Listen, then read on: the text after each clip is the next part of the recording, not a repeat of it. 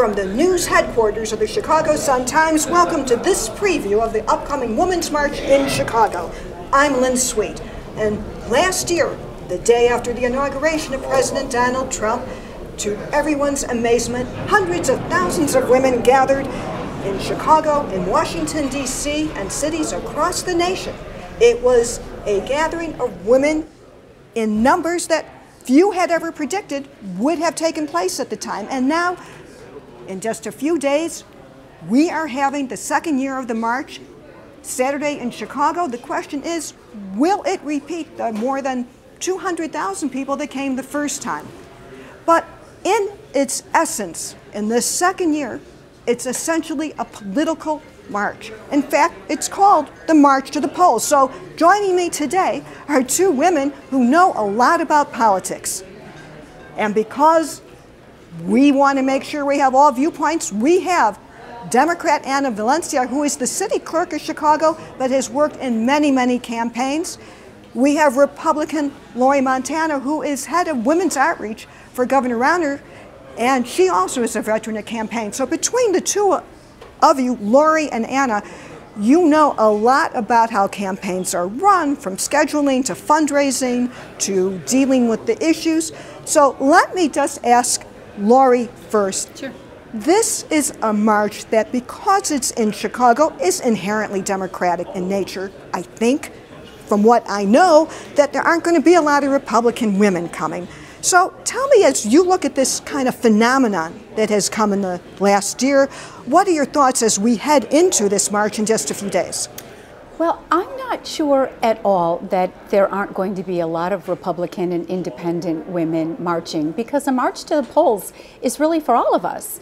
And we saw the great success last year of the march. I happened to be marching in Key West, Florida. I wasn't in Chicago, but I think it's probably, you know, it is the city. Yes, there will be lots of Democratic women marching, but I wouldn't count out the independents and Republicans. Do you think it's an issue that most of the speakers are Democratic or Democratic allied? Does it kind of change the tone of it?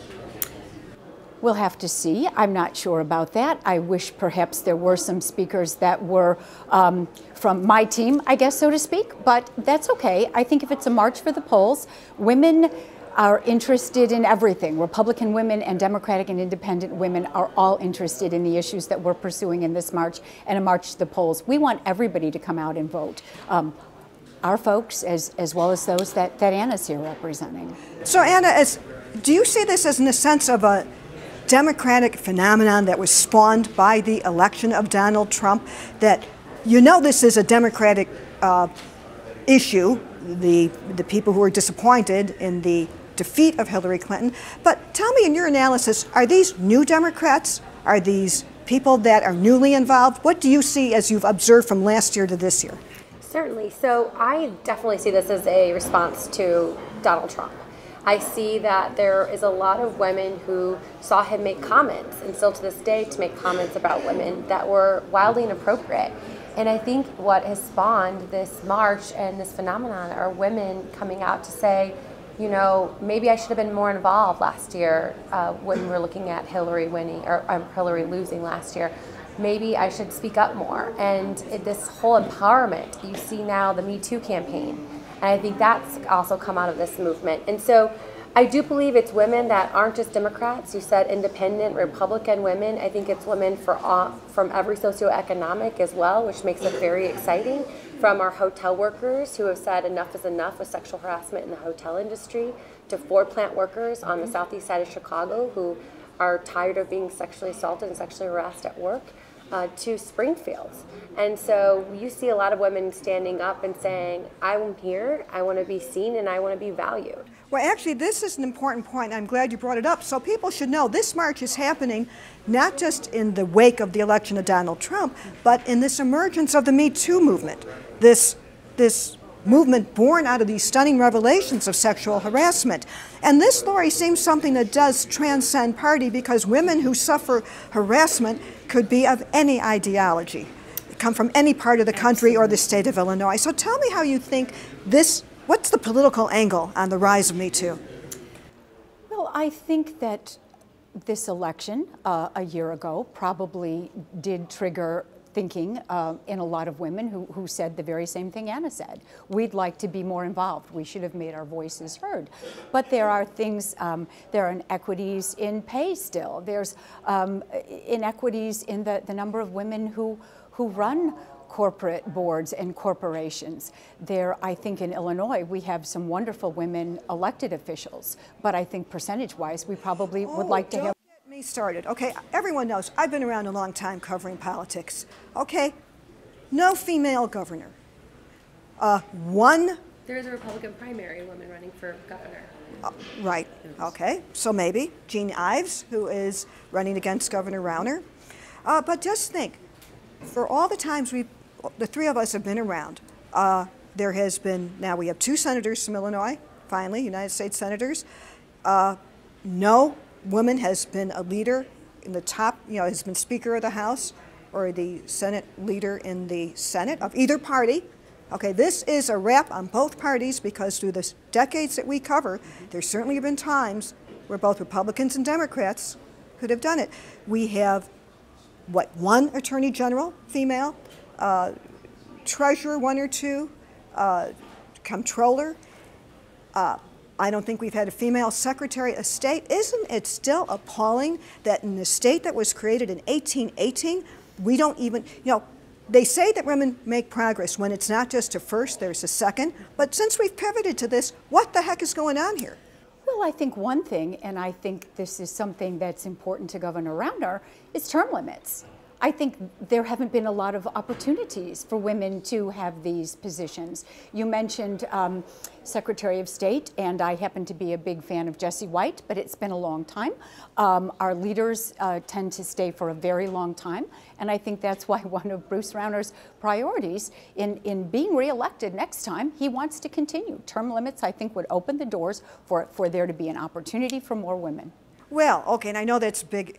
We could do a whole 30 hours of that on Rauner and his term limit thing.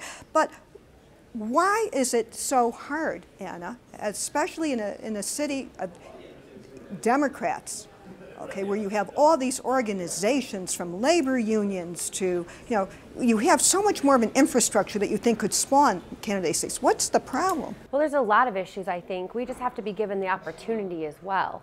And let me tell you, these power structures that were created, that created our institutions of government, were created by white men. And if we are going to allow, they were not created for people of color or women to succeed in those power structures. So we have to get women at the top to help dismantle these power structures to allow women to succeed. And I'll tell you a few reasons. The city clerk, I'm the city clerk of Chicago, right? I am the 2nd woman to hold that position since 1837. We have 13 women serving in city council out of 50.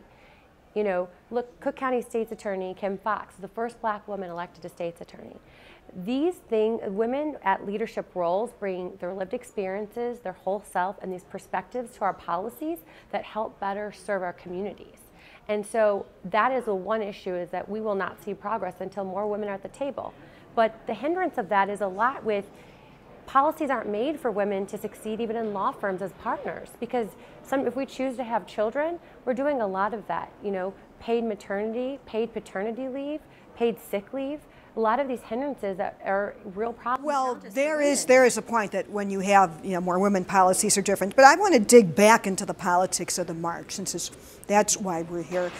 Do you think that all these activated Democratic women, and I do believe that that's what we're going to see Saturday, all respect to you're saying you're going to have it, it's going to be basically a Democratic crowd. I mean, one of the speakers, for goodness sakes, is Tom Steyer, who is the California-based billionaire who is leading the impeach Donald Trump movement. Now, do you think, though, that a rising ship, everybody rises in the tide, do you think this could spur more Republican women to the polls as you analyze what your job is? So, Lynn, I believe that the city of Chicago, I know, has more Democrats than Republicans. We are there. I live in the city of Chicago. But well, let's see if women in the collar counties and women in DuPage County and women in Rockford and women in central Illinois, it might be inconvenient to come to this march. And I think there are actually other activities around the state. And there's a march in Springfield, and yes. Is it Carbondale? Carbondale, yeah. So I think you will see a greater mix perhaps there, although I know this will be the largest march. But you know what? Just because you can't be there and march, and that is the best because you have the feel of the crowd and the enthusiasm, and it's wonderful. But it doesn't mean you're not going to watch and say, hey, I agree with that or I disagree with that, but you know what? They're right. I need to go out and make my voice heard as well. So if it is a march to the polls, I think, you know, we're going to have great candidates in November, and it can be a march to, you know, our polling place for our folks too. So hold that thought a second. Yeah. Since we have a lot of big Democratic primaries, and you have potentially a lot of new Democrats. And women. And women. What races in the primaries do you think it's going to make the biggest difference? You know, you could go from governors down to state rep or the congressional races. You know, go through them and where you think we're going to see this impact. I definitely think the governor's race, I think women are paying attention to this, especially since there's not a woman, you know, large candidate running from both sides.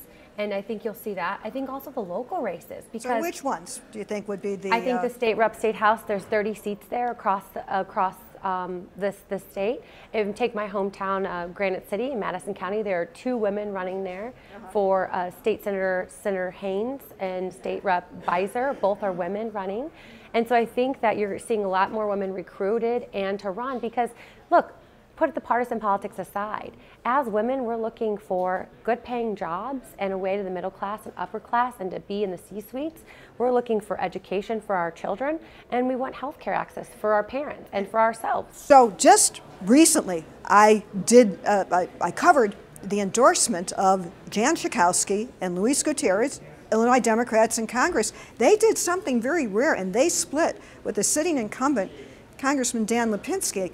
Okay, that is very rare because they are with Marie Newman, who is a management consultant. We're talking about the 3rd Congressional District, southwest suburbs mainly, but it's the old machine wards in Chicago, southwest side, that has helped keep Dan Lipinski in. Is that a place we should be looking for to see if this whole, you know, this is an intra-democratic fight. You know, is this where we're going to kind of see what is the impact of all this new activism? Or what do you think? I think you could see that, but you know, I don't know enough about that race to make an informed decision, but I'll take Roscom out in the congressional suburbs. Okay, this is the 6th district. Peter Roscom doesn't have a primary, but there are 7 candidates. Are they almost all women? Yes. Who are fighting to be the nominee. The reason Peter Roscom, House Ways and Means Committee, is a target nationally, and now we're talking about the November election, and the Democratic primary is the fight to see who's going to run against him.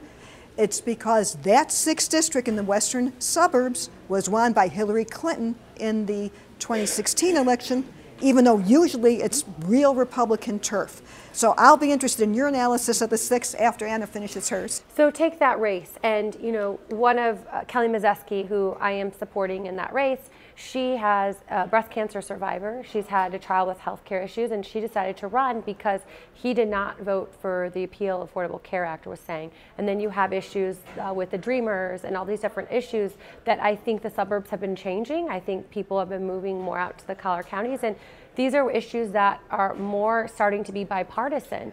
And so I think you'll see a dynamic woman step into that race, whether it's Kelly or another one, and that will be a tipping point. And if you look at what's happening in Congress and then those seats in play in Illinois, that could be a big roadblock for President Trump next year as a backstop in case as he's chasing those 24 seats that Democrats need to take control. So this is Republican turf. This is your bread and butter. This is not. This is a district that has been Republican since I've been around. Since we remember. Okay, yes. So what do you think's going on? So I don't know the candidates that are running in the Democratic primary. So I don't know who I think might be the odds-on favorite. I think that Peter Roscom is well known in the community. I think he has a solid record of service. I think it's up to those folks to go back and say, okay, here are the issues most important to us. Is it this Democratic candidate or is it Peter Roskam, who we know, who we've been able to count on? And I think that it's going to be a very competitive race. Republicans have to deal with the Trump factor. So in Illinois, especially since you represent Governor Rauner, who has tried to keep his distance from President Trump, I don't think reporters can even get him to say his name. He doesn't come to Washington, which governors usually do, which is rare. You know, this is different. So are Republicans in Illinois running away from Trump, or is it all a matter of where you are in the state and what your situation is? Well, what's your analysis? So I think that the governor is able to say when he disagrees with something the president does that he finds offensive, and I think he has said that. But when it comes to other things like this tax reform or perhaps new infrastructure, I think he has to wait and see how it's going to impact people in Illinois. We'll see, because this is a question that will be answered, because we'll see who runs and we'll see who wins. From the news headquarters of the Chicago Sun-Times, I'm Lynn Sweet. Thanks for joining us.